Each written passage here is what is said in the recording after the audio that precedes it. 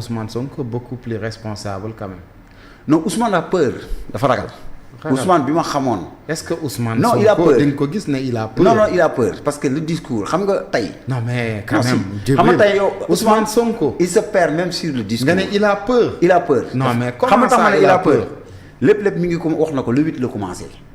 un guide de la révolution. Ouais, il a peur. C'est normal. Ça aussi c'est grave. C'est normal, c'est le guide de la révolution numérique les Facebook et c'est normal mais il a peur gis nga nit bu fitam taxawee dëgg discours bi ñu waroon a xaar.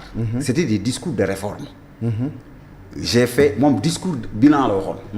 durant mes 2 ans. dañ doon xaar mu ne kat si orientation stratégique yi. sur les contrats ak li ma gisee woon nii la. mais toujours il se victimise. Quatrièmement, il a peur. Parce que benn man li tax ma ne dafa ragal. mais il a peur de quoi. Moi d'abord il nous avait parlé de cohabitation. dem ba ci biir dawaat. demaat ba ci biir day réer si biir waxam. day dem ba un leader boo xam ne il se perd. si biir waxam day wax fii delluwaat fii demaat si politique génnaat fee jël yooyu mais on le sait c'est-à-dire que on voit un Ousmane Sonko même si solinam qui disent que gars yi et Ousmane Sonko dafay prononcer benn wax complot mais mënoo dëkk si àdduna ñu lay complot un homme politique est prêt pour tout. moo tax man la dafa ragal lu ñu wax rek mu ne complot ñu ngi doon pare complot mais boo yoree dem ba nekk premier ministre. mais est-ce que yëgul lu ñu yëgul. non attends dama ne xamul loo xamul. non dama ne kuy nekk ci poste stratégique yi da ngay xam lu bëri mais am na yoo xam ne kenn du ko wax moo tax man la parfois da ngay dugg ci détail boo xam ne yow yaay dugg ci pièce bi il s'est entouré mooy il a peur du président de la République lu mu def c'est la question lan la Ousmane def est-ce que les audits yi ñu war a def ci durant ces 2 ans du leen toucher parce que on demande Cour des comptes. non mais Ousmane quand même côté boobu amul inquiétude. non attends non. ci côté gestion quand même bon ñëpp xam nañ quand même.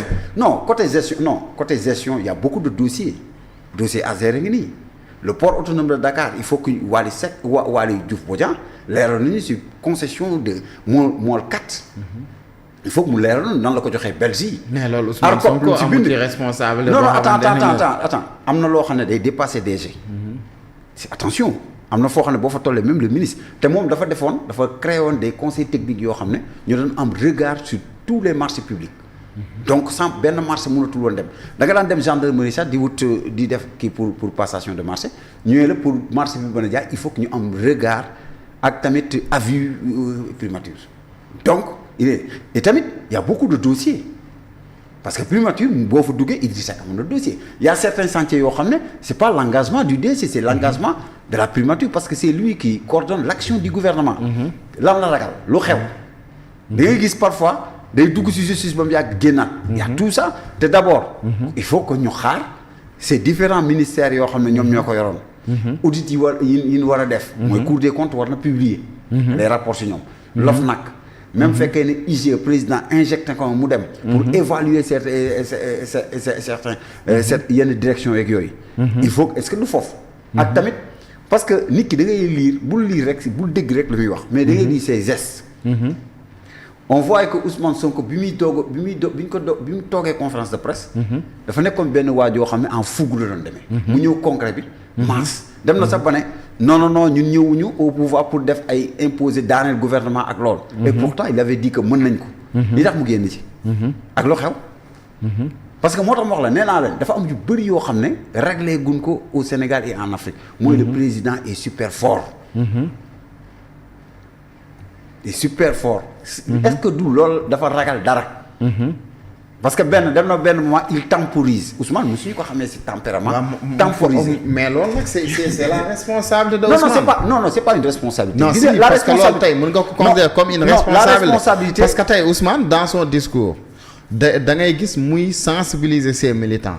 parce que démb sax dem na ba ne leen éviter leen ñu leen di provoquer ngeen di wuyu parce que xam na fu gars yi bëgg a dem. dem na ba wax leen sa waxi. formation tout ça nga xamante ne quand même c'est un discours responsable aussi Djibril parce que Djibril xam nga man lan laay bañ ngeen doon des nihiliste non c'est que damay bañ ngeen nekk des nihiliste parce que lépp parce que au final dañu naan est-ce que le problème aujourd'hui de l'opposition c'est quoi c'est que le gouvernement ne fait pas son travail wala leur problème c'est Ousmane Sonko non c'est pas c'était lui le chef du gouvernement.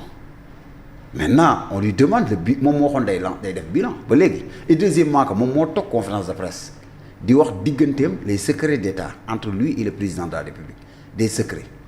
non bon. Il n'a pas révélé. Non il a révélé non si boo waxee maag président woo na ma.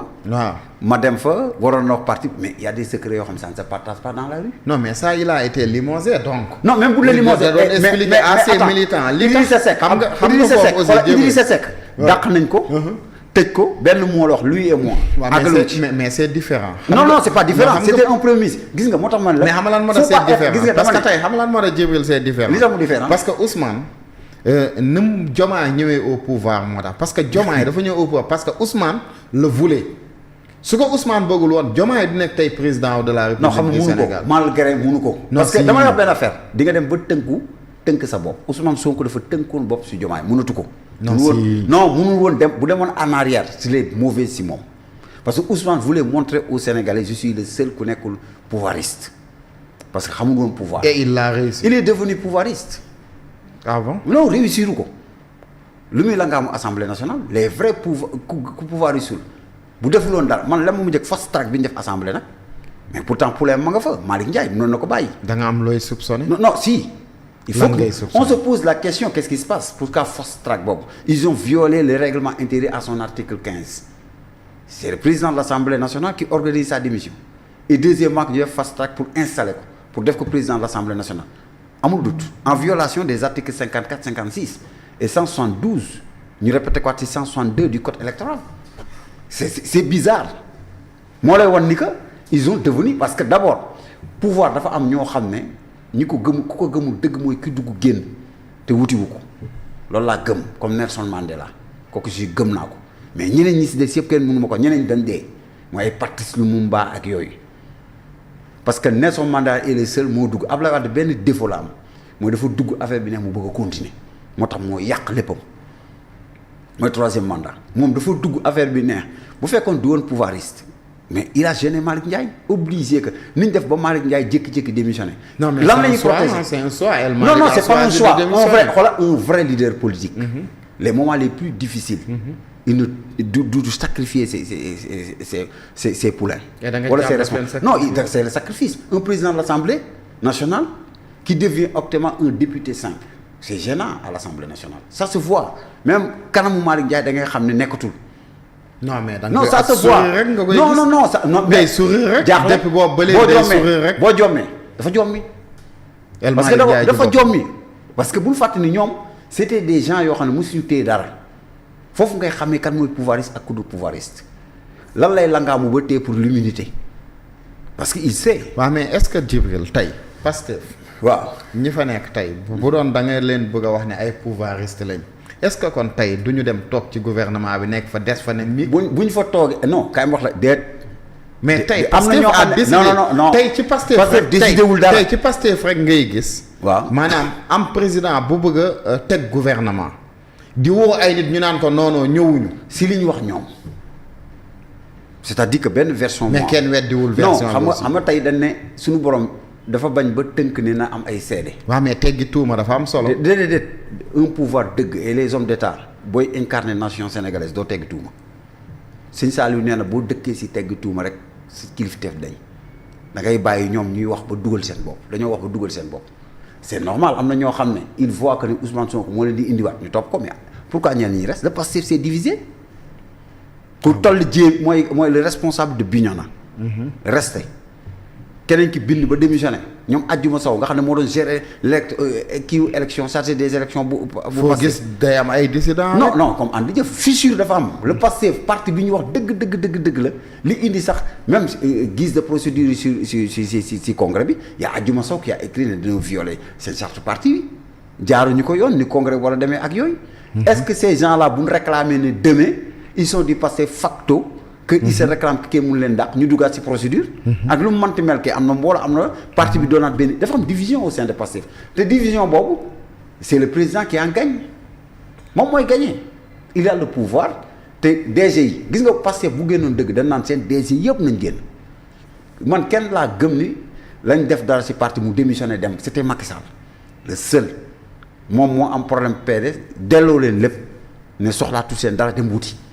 kooku loo ko bañ question de démocratie kay bañee mais moom dam ne tous les politiques du Sénégal mooy am naa problème ak Ablaye Wade mënatuñ nekk mu xamal ko ne ko man kat maa doon sa président assemblée démission def ngeen li ngeen di def man jël leen seen i poste mu jox leen ba jox leen seen maire dem wuti